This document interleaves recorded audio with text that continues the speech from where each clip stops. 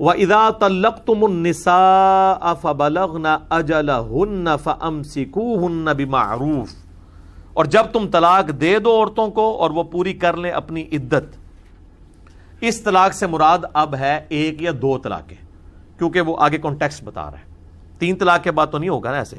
فَأَمْسِكُوهُنَّ بِمَعْرُوفٍ، پھر یا تو انہیں بھلائی کے ساتھ اپنے پاس روک سکتے ہو، یعنی وہ 3 مہینے کے اندر اندر آپ رجوع کر سکتے ہیں، 3 طہر کے اندر 3 دفعہ حیض آ کے وہ عورت پاک ہو، اور اس دوران آپ اس عورت کو اپنے گھر سے نکال بھی نہیں سکتے. آپ کی طلاق واقع ہوئی ہے لیکن اس سے نکاح نہیں ٹوٹا، یہ فرق یاد رکھنا ہے. اسی لیے اس کو کہا جاتا ہے طلاق رجعی، جس میں آپ اس کی طرف رجوع کر سکتے ہیں. لیکن جب 3 مہینے گزر گئے، یہ 3 دفعہ عورت پاک ہو چکی، یہ اپروکسیمیٹلی میں بتا رہا ہوں 90 دن، تو اب وہ طلاق بائن بن جائے گی. اور طلاق بائن کا مطلب ہے کہ طلاق بھی ہو گئی اور نکاح بھی ٹوٹ گیا. اب وہ عورت آزاد ہے، چاہے آپ سے دوبارہ شادی کر لے چاہے کسی اور مرد سے. اگر یہ 1 یا 2 طلاق کا مسئلہ تھا، آپ سے اگر دوبارہ کرے گی تو نیا حق مہر ہوگا. ہو سکتا ہے اس دفعہ وہ حق مہر بہت زیادہ ہی ڈیمانڈ کر لے. پہلی دفعہ جب نکاح ہوتا ہے تو وہ بچیاں بھی بیچاری خاموش رہتی ہیں، 1100 روپیہ حق مہر، 3200 روپے 8 آنے، 5000 روپیہ یہ لکھا جاتا ہے. تو خیر شریف فیملیز میں کسی حد تک یہ بات ٹھیک ہے، کیونکہ وہ لوگ کہتے ہیں جب ہم نے اپنی بچی دے دی ہے تو اب حق مہر تو بہت چھوٹی چیز ہے اس کے مقابلے پہ. تو نبری ہوتی ہیں، اور جنہوں نے وہ زیادہ حق مہر لکھوائے ہوتے ہیں وہ اس چکر میں ہوتے ہیں کہ طلاق واقع نہ ہو، پھر بھی طلاق ہو جاتی ہے. اور اگر طلاق نہ بھی ہو تب بھی وہ عورت سسپینڈڈ ہو جاتی ہے، مرد بھاگ جاتا ہے، حق مہر پھر بھی کوئی نہیں واپس ملتا، اینڈ رزلٹ پھر وہی نکلتا ہے. تو اللہ تعالیٰ ہمارا 1 یا 2 طلاقیں دی ہیں نا، اس کے بعد یا معروف طریقے سے اس عورت کو رکھنا ہے، او سرحوہن بمعروف، یا اسے معروف طریقے کے ساتھ چھوڑ دینا ہے. یعنی یہ نہیں کوئی ظلم نہیں کرنا، کوئی پراپوگنڈا نہیں کرنا، کوئی اس کا سکینڈل نہیں نکال دینا، اپنے آپ کو بچانے کے لیے اس کے پہ کوئی تہمت نہیں لگا دینی.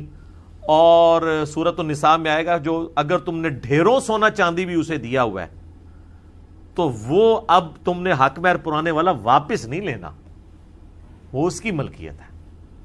ونس بیوی کے ساتھ آپ نے ازدواجی تعلق قائم کر لیا، حق مہر واپس نہیں آپ لے سکتے. اور اگر ازدواجی تعلق قائم نہیں ہوا، رخصتی نہیں ہوئی تھی، صرف نکاح ہوا تھا، پھر بھی آدھا حق مہر دینا ہے. وہ آگے آیات آ جائیں گی، آدھا حق مہر پھر بھی دینا پڑنا ہے. اور یہاں پہ اگر آپ نے کروڑوں اربوں روپیہ بھی دیا ہوا ہے، واپس نہیں آپ لے سکتے. وَلَا تُمْسِكُوهُنَّ ضِرَارًا لِتَعْتَدُوا، اور دیکھو اپنے پاس انہیں روک کرنا رکھو اس نیت سے کہ ان کے ساتھ زیادتی کرو گے. جو میں نے پچھلی دفعہ بتایا تھا کہ اللہ کی بنائی ہوئی حدود بھی کامل نہیں ہے جب تک تقوی نہ ہو. اب ایک مرد نے 90 دن پورے ہونے سے 1-2 دن پہلے بیوی سے رجوع کر لیا اور دل میں تھا میں نے اسے رکھنا کوئی نہیں، پھر اسے مار کٹائی کر کے ذلیل کر کے نا پھر دوسری طلاق دوں گا، پھر ایک بار رجوع کروں گا، پھر طلاق دوں گا. اب اس نے تو اپنے دل میں طے کیا ہوا ہے نا. اس کے اوپر کوئی دنیا کا جج، کوئی مفتی فتویٰ لگا سکتا ہے؟ کیونکہ وہ تو جوڈیشری میں جا کے کہے گا کہ میرا حق ہے، میں رجوع نہیں کر سکتا. عدالت بھی کہے گی ہاں جی آپ کا حق ہے. لیکن اللہ تعالیٰ فرما رہا ہے دیکھو اس کو تکلیف دینے کی نیت سے نہ رجوع کرو. وَمَن يَفْعَلْ ذَلِكَ، جو کوئی حرکت کرے گا، فَقَدْ ظَلَمَ نَفْسَهُ، تو وہ اپنی ہی جان پر ظلم کر رہا ہوگا. یعنی دنیا کی عدالت اسے سزا نہیں دے سکتی، کیونکہ دنیا کی عدالت چلتی ہے ایویڈنس پہ. اللہ کی عدالت کے لیے ایویڈنس کی ضرورت نہیں ہے، اس کے لیے کیا ہے، انہ علیم بذات الصدور، وہ دلوں کے چھپے ہوئے رازوں کو بھی جانتا ہے. سورہ غافر جسے سورہ المومن میں آتا ہے، اللہ تعالیٰ تمہاری آنکھوں کی خیانت کو بھی جانتا ہے. سر آنکھوں کی خیانت کس لیول پہ جا کے بات کی جا رہی ہے، یہ جناب یہ اللہ ہی سارا حساب رکھ سکتا ہے، کوئی فرشتہ نہیں رکھ سکتا. یہ اللہ کی کوالٹی ہے. وَلَا تَتَّخِذُوا آیَاتِ اللَّهِ هُزُوًا، اور دیکھو اللہ کی آیات کو ٹھٹا نہ بنا لینا. اللہ کی آیات کو ٹھٹا بنانا یہی ہے کہ یہ میرا حق ہے جی، میں کیوں نہیں رجوع کر سکتا. حق تو ہے تیرا، لیکن تم اندر تو اسی اللہ نے جس نے حق دیا اس نے بھی تجھے ساتھ کہا تھا نا کہ دیکھنا تکلیف کی نیت سے، دینے کی نیت سے رجوع نہیں کرنا. تو آدھا حکم تو اس کا مان رہا ہے جس کو تو جوڈیشری کے اندر ڈیفینڈ کر سکتا ہے، اور جو اللہ کی عدالت میں جا کے تو پکڑا جا سکتا ہے، دنیا کی عدالت سے بھاگ سکتا ہے، وہ والا حکم جو ہے وہ اوپر سے پشت تو نے ڈال دیا. تو اس کو اللہ نے کہا یہ اللہ کی آیات کا مذاق اڑانا ہے. وَاذْكُرُوا نِعْمَةَ اللَّهِ عَلَيْكُمْ، اور یاد کرو اللہ کی اس نعمت کو جو اس نے تم پہ کی. وَمَا أَنزَلَ عَلَيْكُمْ مِنَ الْكِتَابِ، کہ اس نے تم پر کتاب نازل کی ہے، یعنی اللہ کی یہ نعمت ہے کہ اللہ نے تمہیں شریعت کے احکام سکھائے ہیں. والحکمہ، اور نصیحت، حکمت. یعظکم بہ، اور وہ نصیحت فرماتا ہے تمہیں اس سے. واتقوا اللہ، اور ڈر جاؤ اللہ سے. واعلموا، اور جان لو. ان اللہ بکل شیء علیم، کہ اللہ تعالی ہر چیز کو خوب جاننے والا ہے. یہ ہے اصل میں وہ تلوار کہ دنیا کے بڑے سے بڑے جج کو تم دھوکہ دے سکتے ہو، اللہ کو نہیں دے سکتے. اسی پہ میں بار بار یہ جملہ بولتا ہوں کہ اللہ کی حدود بھی کامل اس وقت ہیں اپنی اسٹیبلشمنٹ کے اعتبار سے جب گاڈ کانشیسنس ہوگی. ادروائز آپ اللہ کے بنائے ہوئے قوانین میں بھی کوئی نہ کوئی لوپ ہول تلاش کر لیں گے. اس کی مثال بخاری اور مسلم میں ہے. متفقن علیہ حدیث ہے، متفقن جو بخاری اور مسلم دونوں میں ہے. نبی علیہ السلام نے فرمایا تم میں سے بعض اوقات لوگ میرے پاس مقدمہ لے کر آتے ہیں اور کوئی ان میں سے چرب زبان ہوتا ہے اور وہ اپنی چرب زبانی سے مجھے قائل کر لیتا ہے کہ میں اس کے حق میں فیصلہ کر دوں شواہد کی بنیاد پہ، حالانکہ اسے پتا ہوتا ہے کہ وہ ناحق ہے. اگر میں بھی تمہارے حق میں فیصلہ کر دوں تب بھی تم دوزخ کی آگ کا ٹکڑا اپنے ساتھ لے کے جا رہے ہوگے اگر تم نے ناحق مجھ سے فیصلہ کروا لیا، کیونکہ میں نے تو ظاہر کے اوپر فیصلہ کرنا ہے نا. اللہ یہ کہ نبی علیہ السلام کو اللہ وحی کے ذریعے بتا دے کہ یہ 2 نمبری کر رہا ہے، ورنہ تو نہیں پتا جب تک وحی نازل نہ ہو. اگر نبی علیہ السلام کا کیا ہوا فیصلہ بھی، اس کی سپورٹ بھی آپ کو دوزخ سے نہیں بچا سک رہی اگر آپ ناحق ہیں، تو دنیا کی عدالتیں اگر آپ کے حق میں فیصلہ بھی کر لیں، آپ اللہ تعالیٰ کی بارگاہ میں کیسے کہہ سکتے ہیں کہ جی میرے حق میں فیصلہ ہے؟ رسول اللہ سے بڑی بارگاہ کون سی ہے؟ اللہ تعالیٰ کہہ رہے میرے نبی بھی تمہیں فیصلہ کر دینا تب بھی وہ اسٹیبلش نہیں ہوگا. دنیا میں ہو جائے گا، آخرت میں آگ کا ٹکڑا ہے وہ. دنیا میں تو سورہ توبہ میں آتا ہے کہ وہ منافقین آگے بہانے کرتے تھے، حضور قبول کر لیتے تھے. تو اللہ تعالیٰ نے پھر کہا کہ بھئی یہ اے نبی تمہیں تو راضی کر لیں گے، مجھے کیسے راضی کر سکتے ہیں؟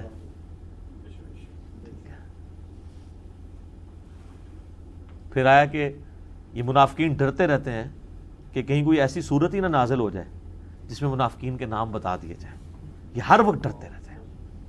اے مسلمانوں تم سے ڈرتے رہتے ہیں کہ یہ صورت نہ کوئی ایسی نازل ہو جائے کہ ان کو ایکسپوز کر دیا جائے. تو سر اس سے تو بالکل عقیدہ علم غیب کلیئر ہو گیا کہ اگر صحابہ کرام کے بارے میں اللہ تعالیٰ یہ فرما رہا ہے کہ منافقین تم سے ڈرتے ہیں کہ کہیں اللہ تعالیٰ قرآن میں ایسی صورت نازل نہ کر دے جس میں منافقین کے نام بتا دیے جائیں، تو یہ تو اللہ تعالیٰ خود عقیدہ بتا رہا ہے کہ صحابہ کو بھی نہیں پتا منافق کون ہے. تو آپ تو بزرگوں کے بارے میں عقیدہ علم غیب رکھے ہوئے، اور پھر ہمیں کہتے ہیں جی جس صحابی نے ایک دفعہ بھی حضور کو دیکھ لیا، چاہے وہ حضرت واشی کیوں نہ ہو، ان کے گھوڑے کے ٹاپوں سے بھی کوئی خاک اڑ کے وہ اس گھوڑے کی ناک میں بیٹھے نا، تو ایک غوث کتب ابدال اس تک بھی نہیں پہنچ سکتا. یہی کہتے ہیں نا. تو اگر غوث کتب ابدال وہاں تک نہیں پہنچ سکتا اور وہ جو صحابی اس گھوڑے کے اوپر بیٹھا ہوا ہے اس کو تو علم غیب کوئی نہیں ہے، غوث کتب ابدال کو کہاں سے علم غیب آ گیا؟ کہانی ہے.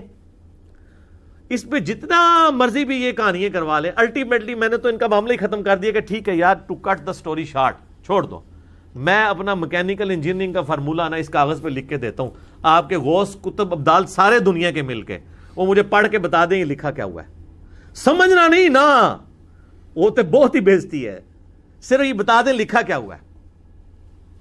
جیسے ایک عام آدمی جس کو تھوڑی بہت انگلش آتی ہے، اس کے سامنے آپ انگلش کا کوئی مشکل لفظ لکھے نا تو وہ ہجے کر کے بتا دے گا آپ کو یہ لکھا کیا ہوا، چاہے اسے مطلب نہ پتا ہو. آپ دیکھ لیں کتنے پڑھے پڑھے لکھے لوگ ہیں ٹی وی پہ آ کے وہ کوارنٹائن لفظ بولنے، حالانکہ وہ لفظ کوارنٹین ہے، تو چلو کوارنٹائن ہی پڑھ لے گا اسے، مطلب اس کو بے شک نہ آتا ہو. تو اس لیے میں کہہ رہا ہوں میں انجینئرنگ کا فارمولہ لکھ کے دیتا ہوں، وہ مجھے صرف پڑھ کے بتا دے یہ لکھا کیا ہوا ہے. اور اللہ کو تو انجینئرنگ آتی ہے نا. یہ کہتے ہیں نا اللہ غیب دے پردے انہاں واسطے کھول دیتا ہے. پردے کے جناب تسی جو مرضی کھول لو تسی پڑھ ہی نہیں سکتے کہ لکھا جی نہیں. تو یہ خام خواہ انہوں نے, حتیٰ کہ میں آپ کو بتاؤں بخاری مسلم میں جو کعب بن مالک کی توبہ کا واقعہ ہے, جو 3 اصحاب پیچھے رہ گئے تھے, اس میں کعب بن مالک کہتے ہیں کہ منافقین بھی بہانے کر رہے تھے, ہم نے بھی سوچا ہم بھی جا کے بہانہ کر لیتے ہیں, اور وہ کہتے ہیں کہ جب تک اللہ نہ حضور کو بتائے تو حضور کو نہیں پتہ چلتا تھا کون جھوٹ بول رہا ہے کون سچ بول رہا ہے. یہ وہ صحابی عقیدہ بتا رہے ہیں, اللہ یہ کہ اللہ وحی کے ذریعے بتا دے. ہاں اسیسمنٹ تو حضور کی ضرور ہو سکتی تھی, ایک سمجھدار استاد جو ہے وہ شاگرد کی 2 نمبریوں سے اس کو پہچان لیتا ہے, لیکن وہ پہچاننے سے فتویٰ نہیں لگایا جا سکتا کہ بعض کا اسیسمنٹ میں بھی غلطی لگ سکتی ہے. تو وہ صحابی کہتے ہیں جب تک اللہ نہیں بتاتا تھا نہیں پتہ چلتا تھا. تو یہ انہوں نے کیا کیا کچھ مشہور کر دیا. تو یہ اللہ کا علم ہے جو ہر چیز کو گھیرے ہوئے.